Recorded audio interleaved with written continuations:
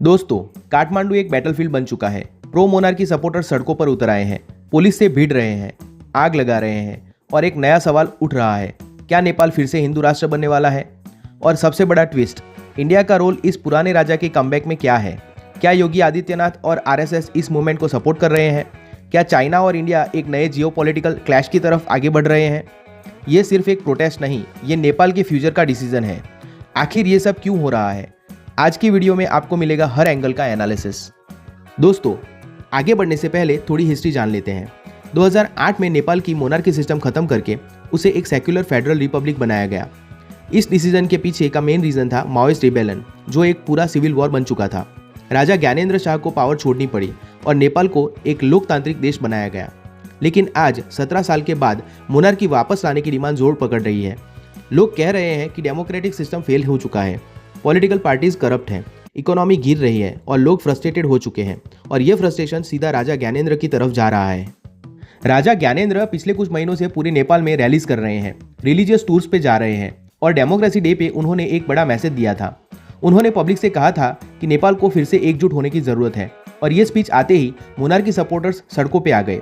काठमांडू के तीनकुने एरिया में इतनी बड़ी रिवॉर्ड्स हुई कि पुलिस को टीयर गैस, वाटर कैनन्स और ब्लैंक राउंड्स तक छोड़ने पड़े। एक घर जला दिया गया, टीवी स्टेशन पे अटैक हुआ और कम्युनिस्ट पार्टी के ऑफिस तक तोड़ दिए गए। लेकिन ये सिर्फ नेपाल की लड़ाई नहीं, इंडिया भी इसमें एक बड़ा प्लेयर बन रहा है। अब ये मानो या ना मानो, लेकिन नेपाल की मोनार्की प्रोटेस्ट में योगी आदित्यनाथ की तस्वीरें देखी गई। ये क्यों इंपॉर्टेंट है? यूएस रिपोर्ट एलेज करता है कि बीजेपी और आरएसएस हमेशा से ये कह रहे हैं कि नेपाल को एक हिंदू राष्ट्र बन जाना चाहिए। नेपाल 2008 तक दुनिया का अकेला हिंदू किंगडम था, जो बीजेपी और आरएसएस के लिए एक सिंबल था। हिंदू नेशनलिस्ट चाहते हैं कि नेपाल फिर से एक हिंदू राष्ट्र बन जाए। योगी आदित्यनाथ और आरएसएस के कई बड़े नेता खुल्लम खुल्ला इस आइडिया को सपोर्ट कर चुके हैं। लेकिन ये सिर्फ रिलीजन का सवाल नहीं है, ये जियोपॉलिटिक्स का भी बड़ा खेल है। इंडिया और चाइना दोनों नेपाल को अपने इन्फ्लुएंस में रखना चाहते हैं। नेपाल के कम्युनिस्ट लीडर्स चाइना के करीबी हैं और चाइना नेपाल में कई इन्वेस्टमेंट कर रहा है। बेल्ट एंड रोड इनिशिएटिव्स के थ्रू चाइना नेपाल को अपनी तरफ खींच रहा है। लेकिन अगर नेपाल मोनार्की बन जाए तो राजा ज्ञानेंद्र इंडिया फ्रेंडली हो सकते हैं और चाइना का इन्फ्लुएंस कम हो सकता है। यानी ये सिर्फ नेपाल का इंटरनल इशू नहीं, ये एक इंडिया चाइना का पावर स्ट्रगल भी है।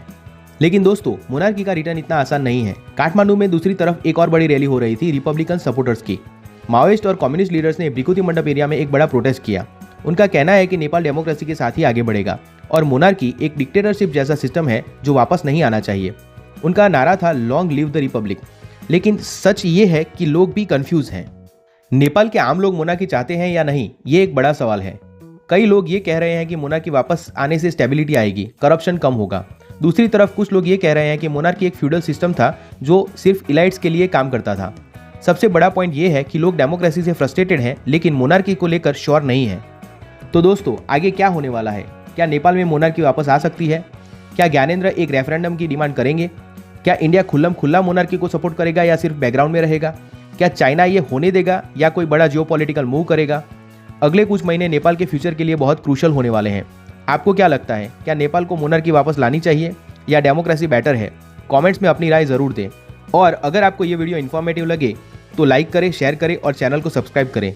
मिलेंगे नेक्स्ट वीडियो में।